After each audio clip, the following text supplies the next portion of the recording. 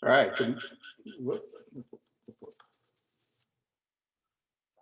Good morning. Hopefully, just double check that you can hear and see. Okay. Yeah, it's okay. Perfect. Thank you. All right. So we get started. A couple reminders. Um, quiz today. I guess I realized that starting on a Friday might not be the best thing, but it just works out better for the schedule. So it's today through tomorrow, 11 to 11. So try to make sure you get that done. I know some of you, it slipped last time, so don't let that happen again. Exam 3 is a week from today. That's a 75-point exam, and I'll have more to say about that next week. The format, I haven't written that exam yet, but normally I have some short answer questions. I have to figure out how to do that. But we'll have that next week and we'll talk about it. And I did have a short help session last night for, I don't know, 8 or 10 students, including some of the 3+1 students, but some of the students here on campus as well. And there are a few questions that were asked, and I would consider doing that next week as well. I assume the 3+1 students will probably go for that. Anybody here interested in that? You'd have to come with questions. It's not a formal lecture or anything like that. So either let me know now or let me know over the next few days. I'm kind of tentatively planning the same time as I did last night, 8:30 Central. Okay. Well, so yeah, so the problem set. So let me stop sharing that screen and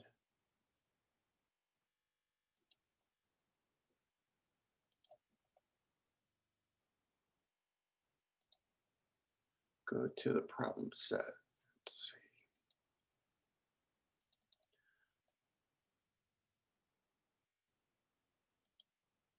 All right. So there are all sorts of technical issues. So I started to grade these as they were coming in, and then I tried to conceal the grades, and then people saw the grades and they were freaking out. And so and wanted to change their answers. And so that was a mistake on my part. I thought I had everything so that it wasn't revealed, but so sorry for getting everybody all anxious about it, but that was not my intent. So let's go through how I solved the problem. So you read all this. I made sure that I put in there 3-page maximum, make sure your figures and axis legends and units are absolutely clear, easy to interpret and read. So that was a pretty good indication that you'd be losing points if you didn't do so.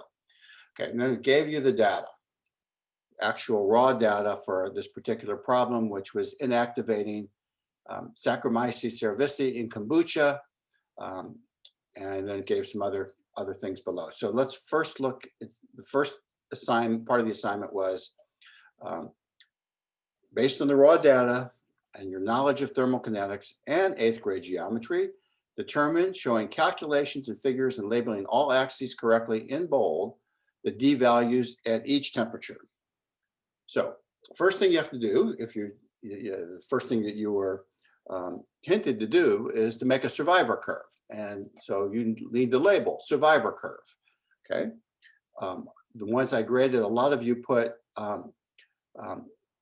CFUs per time, or that's not the name of a curve. The curve is survivor curve, okay? And then you have to label the axes with the units, survivors, or CFUs per mil. I accepted that. Time in seconds. And then and this was the graph paper that I provided. I will say that a lot of you used Excel, which I said was perfectly fine, but Excel does things, and some of you use log scale instead of you took the log of the number and plotted that.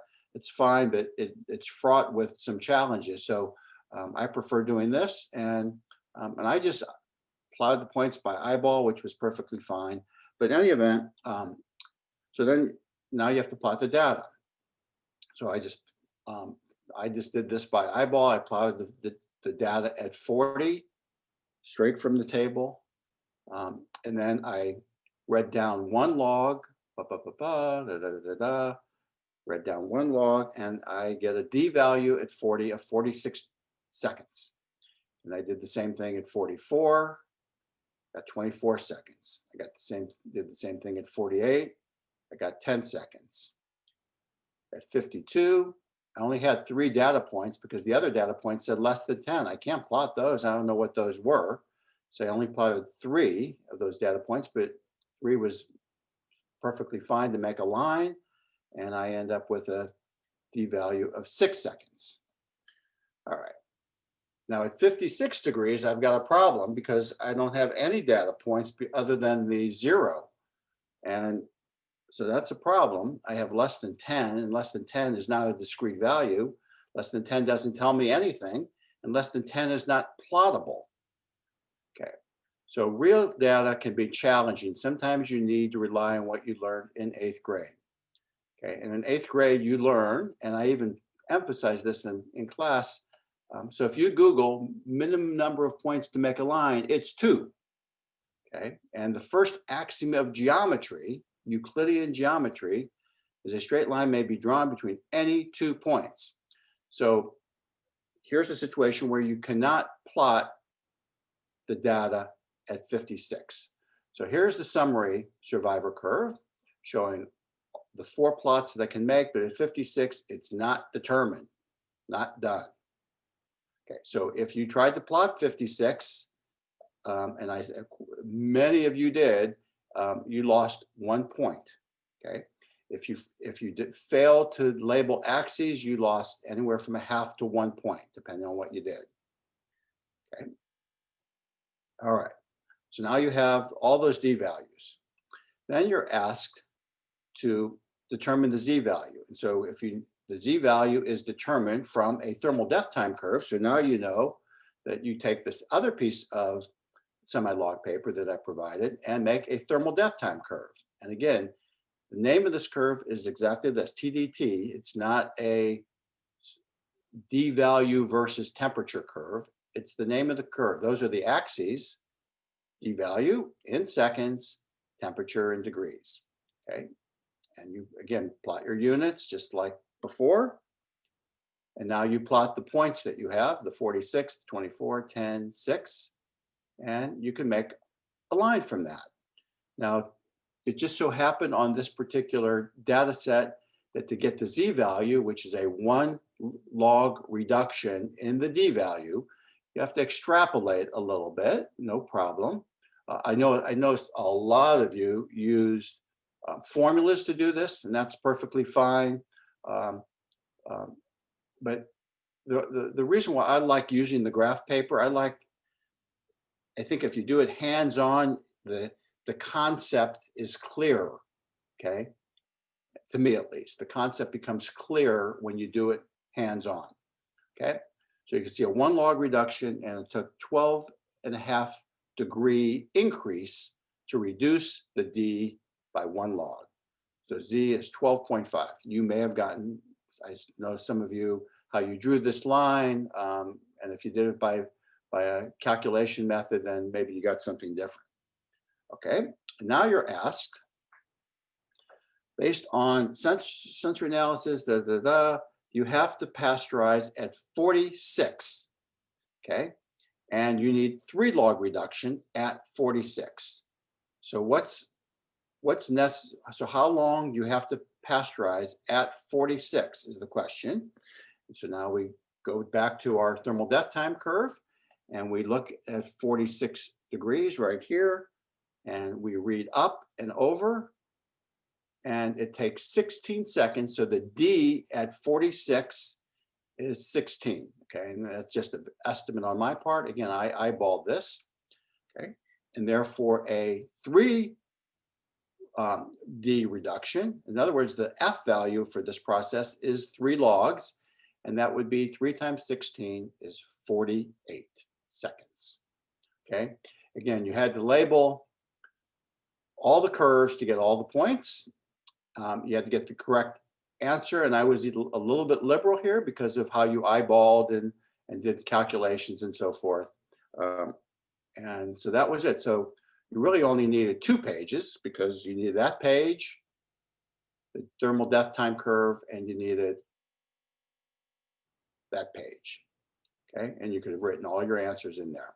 So so that's how I more or less graded, and you'll see in the comments, I'm grading this online. You'll see in the comments where you lost your points, and so that's it. So I know it was the D at 56 threw a lot of you, and that gave you a lot of headache. But I think some of you are just overthinking that and trying to come up with a solution to that problem. But and I know some of you thought that that wasn't 8th grade geometry; it was high school geometry. But in any case, that's the answer. All right. So now we go back to.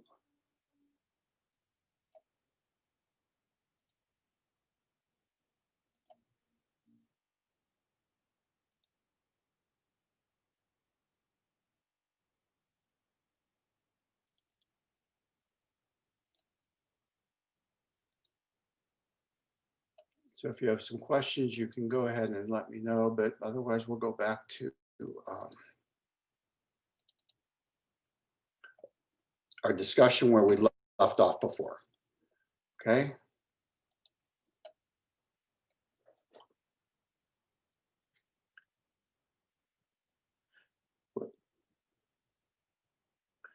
Okay, so we talked about sterilization, all those issues about what sterilization, commercial sterilization does. And now we're going to, in a few minutes, talk about pasteurization. And to remind you, now our goal is to kill vegetative pathogens capable of growth in the food, kill spoilage organisms, and inactivate enzymes. Same kinetic principles apply. Okay, but don't forget, we still have to be mindful of this question that we asked before when we were talking about commercial sterility. What's an adequate process? How many log reductions? We have to know about microbial ecology, what risk we want to assume, and how to be conservative, okay? And so I gave you those examples: commercial sterility with the 12 log reduction of CBOT. Talked about the roast beef, fruit juice. Those are not commercially sterile foods. Those are closer to pasteurization, actually.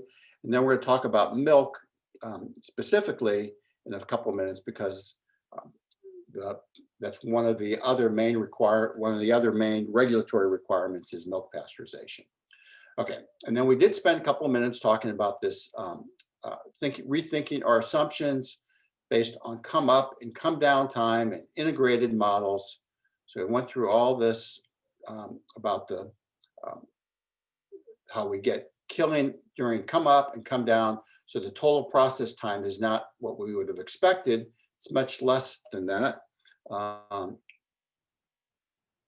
And there's formulas for determining that, which we're not going to go through. Okay, so again, now we're going to move on to pasteurization. Okay, goal is to kill pathogens, kill spoilage organisms, and activate enzymes. Used when more severe heat treatments are not feasible. But they're based on, the kinetics are the same. Okay. In general, for pasteurization, i.e. for milk, the exception is that we don't use CBOT as the target, okay? We have different targets, okay? And the target depends on the food and whatever relevant microbes could be in that food. So the best example is for milk. So in milk, the target organism is an unusual organism that you probably haven't heard of before, called Coxiella burnetii. It's an organism that causes Q fever, and Q fever is pretty rare. We'll come back to that in a moment. But in other foods that are pasteurized, beer is pasteurized, wine, juice, vinegar, the purpose is often to kill spoilage organisms and not any particular pathogen. So there's no pathogen that grows in beer and wine because of the alcohol and the hops and everything else. But these products spoil because of bacteria and yeast and other organisms. And so those thermal processes are for for spoilage organisms. Okay. Often, the number of organisms may be as few as just a log or two. So if you only are worried about a log or two, then that might be perfectly sufficient.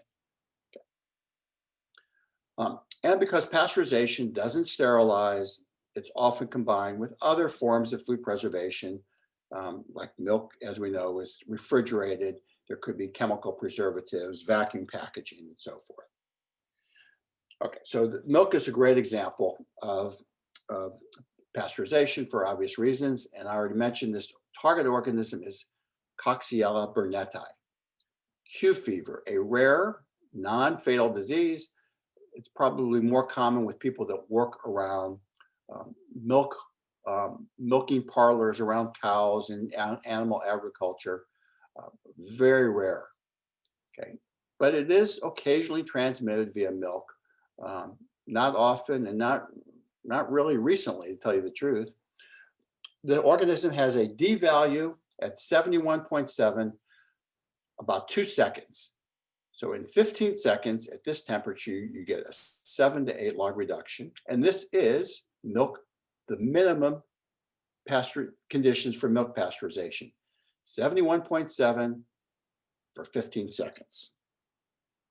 Okay, and we'll come back to those conditions in a minute. But the question is, if Coxiella burnetii is so rare, why is it the target organism for milk pasteurization? Why not Salmonella, E. coli, Listeria, much more common in raw milk?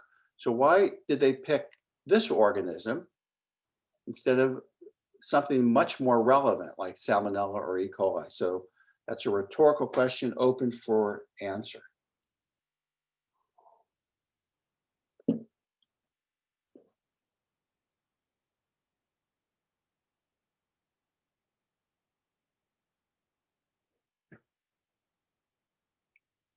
Did I say that was open for answer?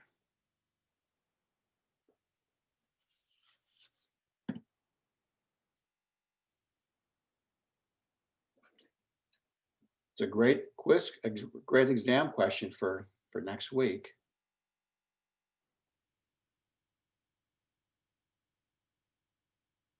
Maybe I won't answer. I'll just leave it there. Is it maybe because it's more heat resistant? Say that again. Let me turn I don't have my sound up for high. Say that again. Is it because it's more heat resistant than those pathogens? Everybody like Rachel's answer? Identifying that organism as the target proved to be fortuitous since it remains the most heat-tolerant pathogen associated with milk. Excellent answer. So if you inactivate Coxiella burnetii, in other words, if you set the conditions to inactivate this, you'll get Salmonella, you'll get E. coli, you'll get Staph aureus, you'll get Listeria, okay? Now, initially when they set up the conditions for pasteurization, I don't know, 100 years ago, it was Mycobacterium tuberculosis, and which was a very serious organism. And then I guess it was probably in the 1930s or 40s, they realized Coxiella burnetii was also transmitted through milk, and it was just a degree or two higher resistance than Mycobacterium. So they adjusted and made this temperature the pasteurization conditions. All right. Okay. 3 pasteurization processes are used. Really two, and one, the third one is closer to commercial sterility. So one is called low temperature, and this is for milk, low temperature, long time, LTLT. Its conditions are 62.8 for 30 minutes. Low temperature, long time. So it's sitting, so if it's going to sit somewhere for 30 minutes, that's a long time. We'll come back to that in a second. Much more common is high temperature, short time, HTST. And these abbreviations are used kind of often in the milk industry. HTST, 71.7, what I just said, 15 seconds. Both are kinetically identical. Both achieve the same effect They kill C. burnettii and are kinetically identical. That is, both give at least a 7 to 8 log reduction. Now, let's see how quick you are on this. Let's say it's like I said, a 7.5 log reduction for both of these processes. What's the D at 62.8?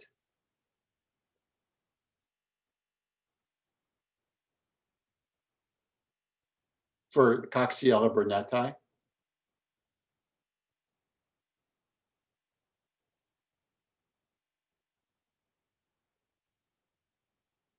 Somebody?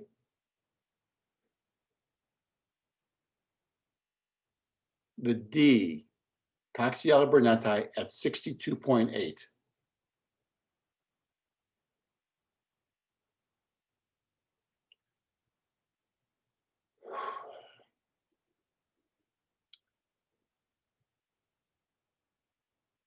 How'd you get 4, Rachel? So I took the 30 minutes and you had said that assume it's 7.5. So I did 30 divided by 7.5.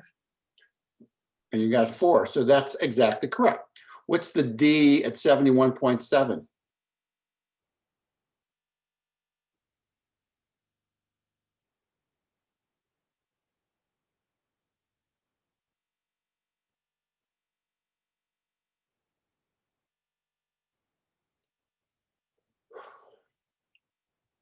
Somebody? 2 seconds. Thank you, Leslie. Right? So if, in other words, if 15 seconds gives you a 7.5 log reduction, then simply dividing 7.5 into 15 gives you 2 seconds. The D at 71.7 is 2. Okay. All right. The third type of pasteurization, which is really closer to commercial sterility, is ultra high temperature. And you've seen this way common. It used to be not so common, but now it's way common. This essentially provides for commercial sterility. UHT products are almost aseptically packaged, and UHT technology, actually, the technology for making UHT preceded the packaging. Okay, and we'll come back to UHT in a moment. Okay, now how this is actually done in how these 3 processes are actually done in the industry, I'll just spend a minute here. LTLT is a batch pasteurization process. I gave you the conditions for milk, but let me go back there.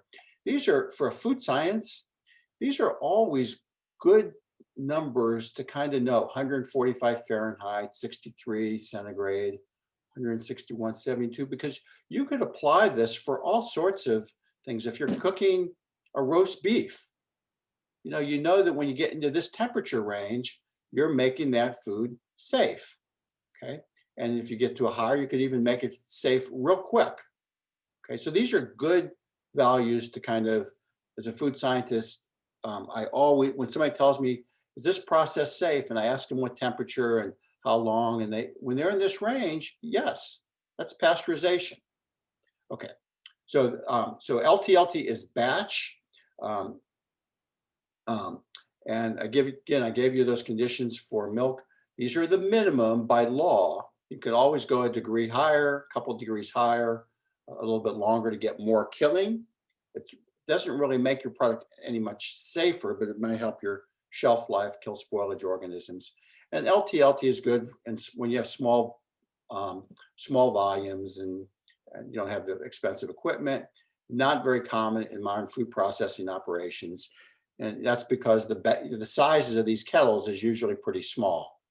I've been into dairies, good sized dairies, and they may have a small scale. Maybe they have some specialty cream or eggnog or something this time of year, and they want to just do batch pasteurization.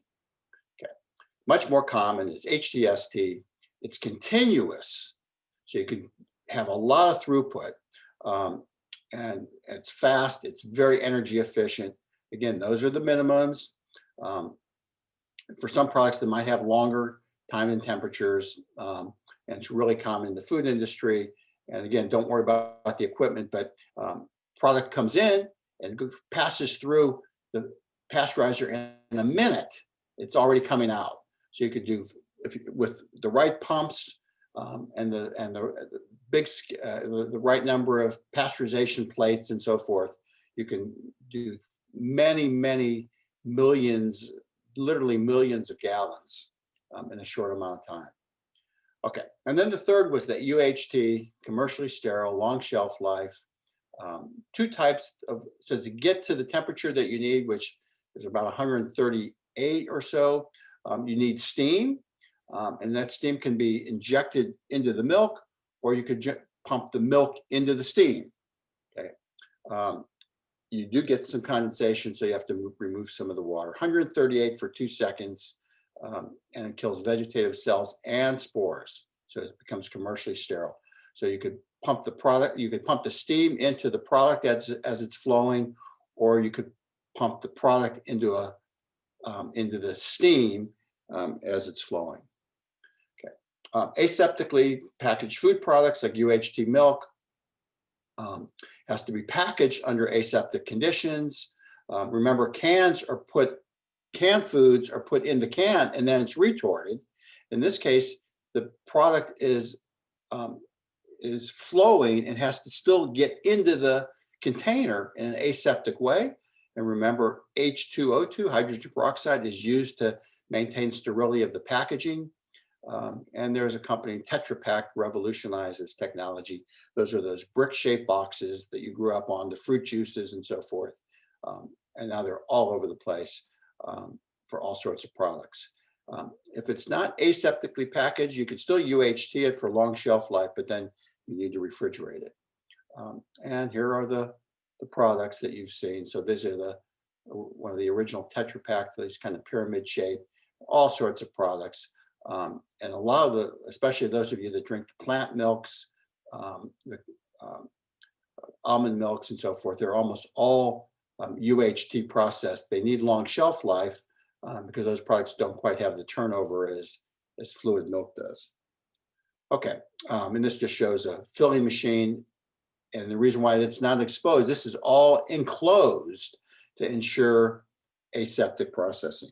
And I've been to some plants that was doing aseptic packaging, and they don't let any visitors into those spaces. They're almost like surgical rooms. They're very clean. Okay, just a quick overview now about killing microbes. The goals are rational, specific to the food, specific to the organisms, not trial and error. The number of reductions that we want to achieve depends on the risk one wishes to take. So if we go back to that milk example, 7.5 log reduction of Coxiella burnetii,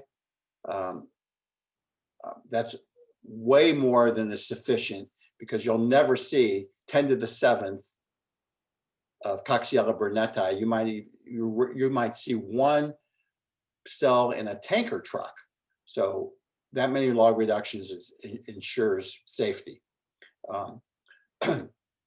And then we know about the killing microbes and all the kinetics. So I'm not going to go through that again. Okay. Now there are some new thermal technologies that I want to talk about. So we did talk about aseptic packaging technology, but I want to talk about flexible retortable pouches.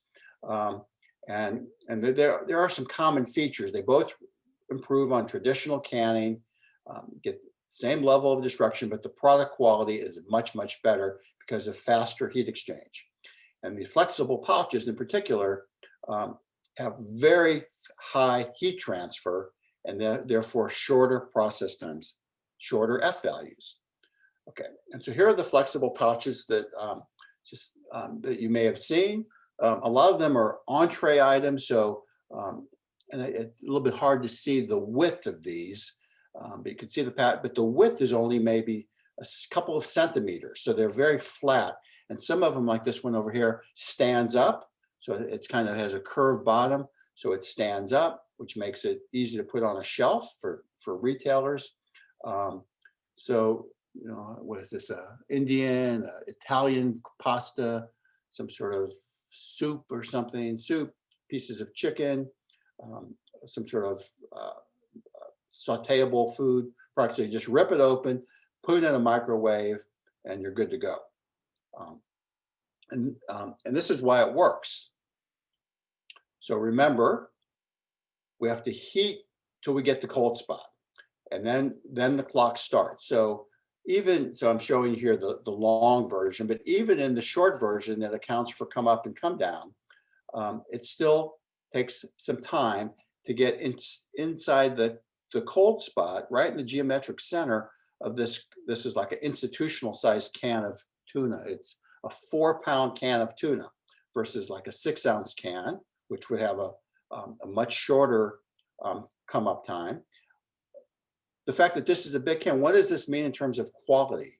This can versus this can versus the pouch that if we looked at the pouch horizontally, this is what it would look like.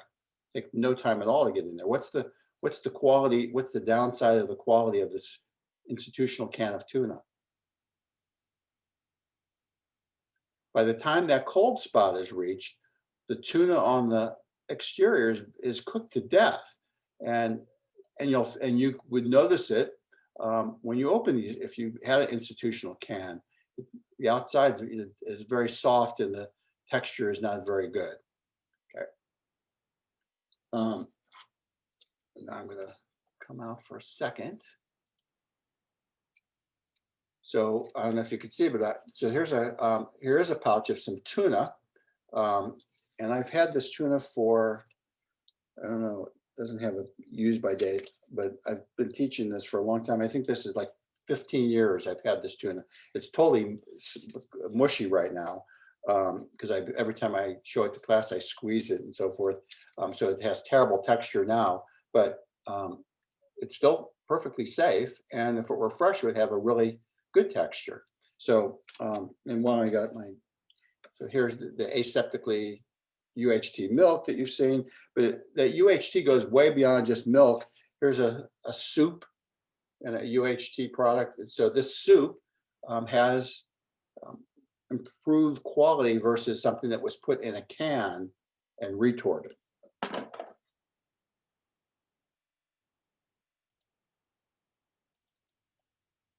Okay. So those are the flexible pouch technology. Okay, the other, so now we're going to move into other technologies. This would be a non-thermal technology. This is irradiation, and so we're done with thermal processing. We're moving now on to non-thermal processing, starting with irradiation.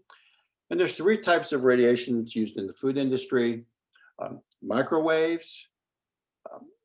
These are similar to radio waves, non-ionizing. They don't break molecules up into ions. Used primarily for thawing, drying, not used for food preservation. Okay. You may use it at home to heat foods or cook foods, but in the food industry, it's not used for preservation purposes. Okay. There's ultraviolet. We've heard a lot about ultraviolet lamps being installed in homes and workplaces to pass air through to kill viruses like coronavirus. But ultraviolet has been used in the food industry. It has wavelengths between 240 and 280. It's also non-ionizing, and it's used primarily for sanitizing surfaces and, as I just mentioned, air. Okay, so if you pass the air through tubes where there's ultraviolet lamps exposed, you can kill microbes. It's not very bactericidal and it penetrates poorly. So that has limited applications. And this just shows the context of the length of the waves and the energy, the frequency of those waves. More frequency generally means more energy and more effectiveness. So here's microwave, here's visible, there's UV, here's X-rays when you go to the dentist or go to the hospital for an X-ray, and then here's gamma. And gamma is what's used in the food industry. Okay. Short wavelengths, but packing a lot of energy. Okay. Gamma radiation can come from as used in the food industry, emitted by two ways.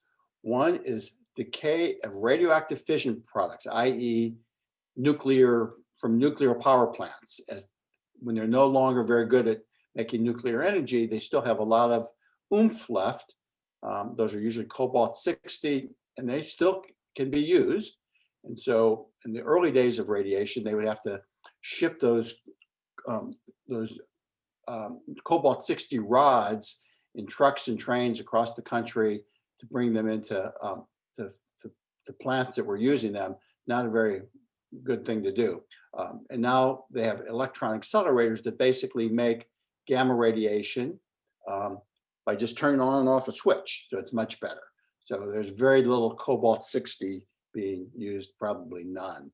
The key properties of gamma radiation: highly lethal, kills microbes, vegetative microbes, and spores and viruses, and it penetrates well, even through the packaging. So you could package a food, hamburger patties, for example, put them in a box. You could even freeze them and then expose them to the electron accelerators, and it will kill the microbes even in the packaging. So no chance for cross-contamination. So a lot of upside, and it can even be frozen. Okay, so it can through packaging, through frozen foods. It's very lethal, even to spores. Now, mindful that spores are more resistant, and so it takes a higher dose, and that could be a deterrent. There is some radiation, irradiation resistance. Every time we do something, there's always an organism that is resistant. And in this case, there is an organism called Deinococcus radiodurans. It's not even a spore, it's a vegetative cell, gram-positive. It does fine, even exposed to high levels of radiation. We'll get to those units in a second, but it's not a concern in foods, so it has no issue in foods. In general, the most sensitive organisms are gram-negatives, followed by gram-positives. And again, the most resistant are spores and viruses. Okay, how do we measure irradiation? So we have units for irradiation. They're called the gray, the GY. There's the kilogray is the common, 1,000 grays. And a gray is a joule of energy absorbed per kilogram. The older literature called them RADs, radiation absorbed dose. So radiation is measured not by what's emitted per se, but what's absorbed. So it's different. It's kind of different from heat and other things. It's what's actually absorbed by the food. Depending on the application, irradiation uses doses in the kilogray range. In contrast, just to put this in an appropriate context, clinical irradiation, like when you go to the dentist, is milligray.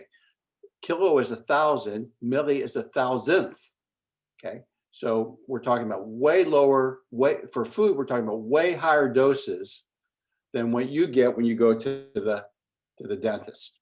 So when you go to the dentist, you get a 0.01 milligray.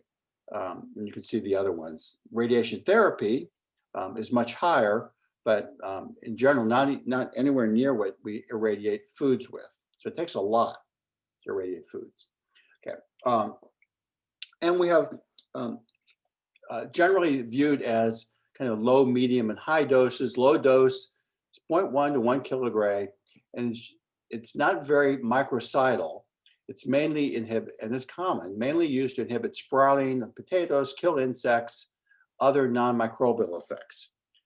The more common dose is 1 to 10 kilogray, and that's what can be used to pasteurize meat and poultry, kill mold on fruit.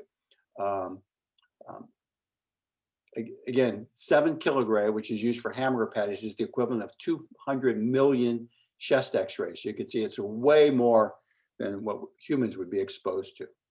Okay. And then the high dose, which is really high, is almost exclusively used for sterilization of foods for astronauts, medical supplies, mostly that. Okay. Okay, so irradiation kinetics, no surprise.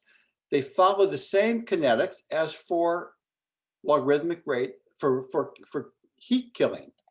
In other words, they follow logarithmic kinetics.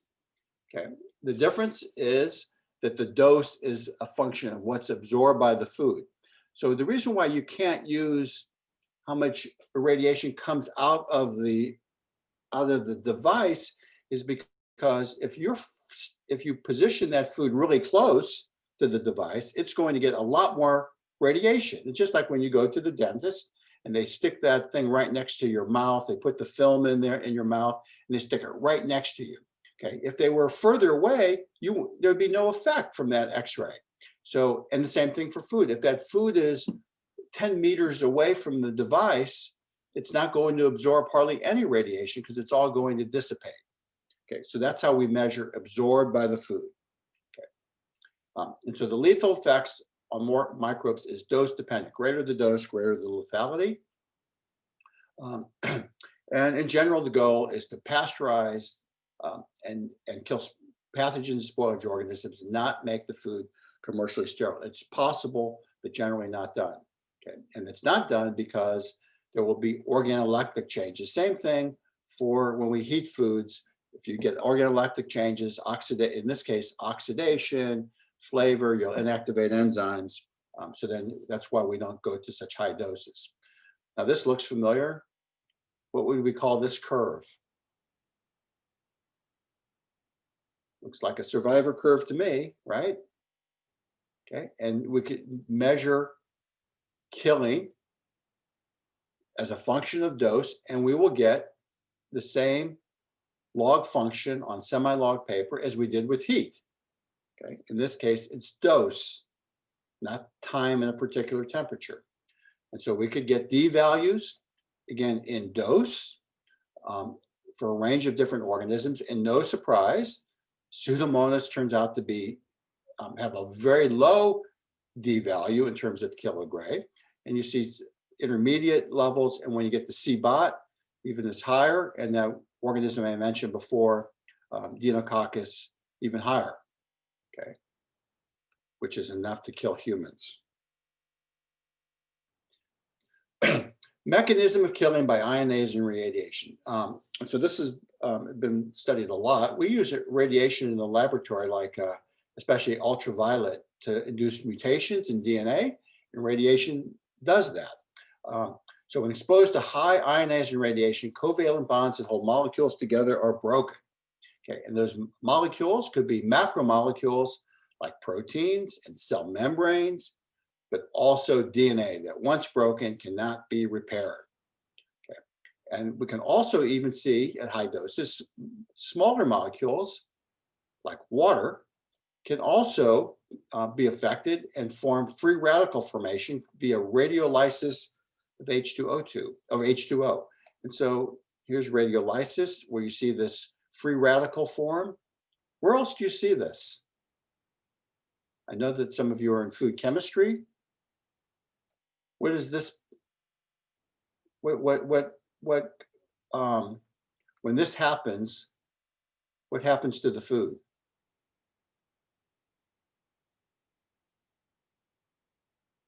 I know some of you are in food chemistry. Come on. Free radicals,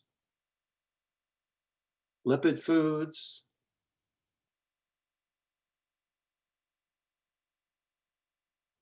This causes oxidation, an organoleptic effect that would limit the effectiveness of irradiation at doses that cause radiolysis. Okay, because you get oxidation. This is the oxidative pathway. And then one of these could hit another molecule and then so forth. Okay, there's lots of advantages to irradiation. I mentioned it can be used after packaging. It can be done on cold and frozen. It kills trichinella, kills insects, and at modest doses that leave the foods appearing just the same as before. There's a controversy, Your Honor, when my client agreed to be irradiated, he was assured that nothing could go wrong, and this is Mr. Potato Head, and this is irradiated. Mr. Potato Head. Okay, that's enough for the humor for the day. But there is controversy because the opponents have said it causes safety issues because of those radioactive products, off flavors and odors, nutrients destroyed. Of course, the food does not become radioactive when you irradiate it. It's legal in a whole range of foods, but it's considered a food additive. So you have to label it as accordingly. You have to put the seal there, which I'll show you in a second. All sorts of other arguments. I'm not going to go through all these, but people make their arguments. They don't like it. And it's a lot of it's just a matter of aesthetics. But again, it's approved, it's considered safe. You'll see spices are irradiated, and you see all these other applications. And the only reason, even it's so little used, I have to tell you, Omaha steaks, I know, irradiate. Some of the spices are irradiated, but it's so little used because of the consumer issues with irradiation. They just don't like the sound of it. And it's, in some respects, you could solve a lot of problems by irradiation. Okay. Omaha Steaks is one of the few major companies that does this. This is from their website, and they're very open about it. It's only for their for their ground beef and burger patties, and they have not had any, in contrast to a lot of meat processors, to my knowledge, they've never had a recall. Okay. Again, the two places with two irradiation sources are cobalt-60 and electron beam generators. This is the one that's used the most. And there's a plant in Iowa that does this on a contract basis. Here's the seal that you have to put on there. Okay, and I'm going to close with a 3-minute video. So you'll know that last July, so a little over a year ago, was the 50-year anniversary of the Apollo landing. And you could say, what does that have to do with anything? So I will show you.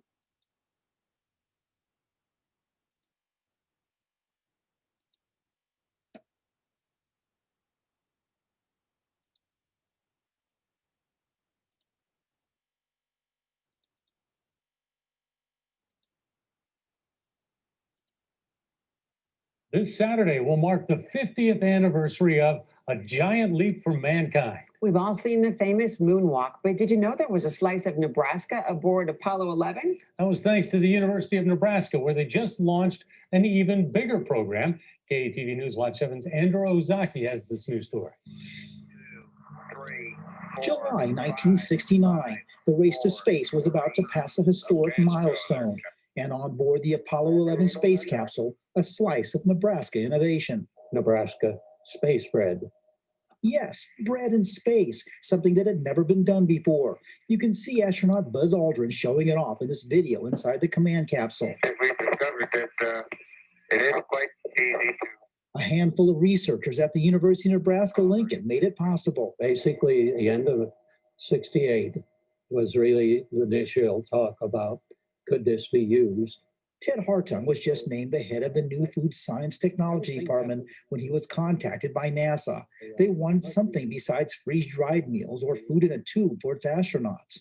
More, quote, home-like. NASA had heard about the research done by Burt Maxey on irradiating meat to extend its shelf life. They also knew that thanks to U.S. Senator Carl Curtis, the university had a cobalt-60 irradiator. Everything happened so very fast, and that was on the must-do list. Roger. The team, which also included Lloyd Bullerman, was given updates during the mission, even the daily menu. An amazing thing to think here was man about to land on the moon. So no one watched with more astonishment and pride than Hartung and his team, July 20th, 1969. Tranquility Base here. The Eagle has landed. We wondered in the lunar module if they took any slice of bread with them. That's all right. I don't mind a bit. The bread was a success, and it was used on all the Apollo and Skylab missions. It also propelled the university's fledgling program to take off. We have a lot of very cool instrumentation that didn't exist 50 years ago.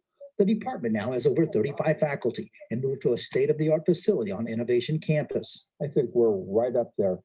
Nebraskans are always rather humble. As humble as bread in space. So it was really a great boost to have that kind of quality relationship with NASA.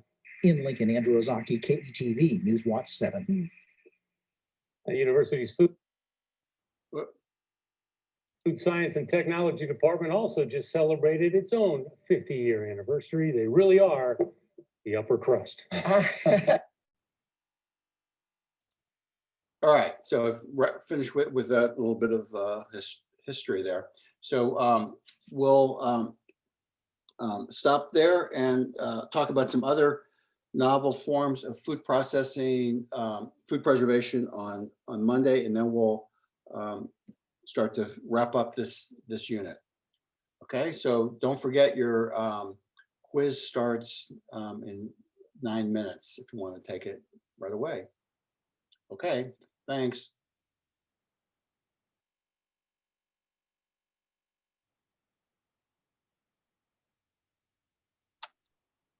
Goodbye, Professor Hoskins.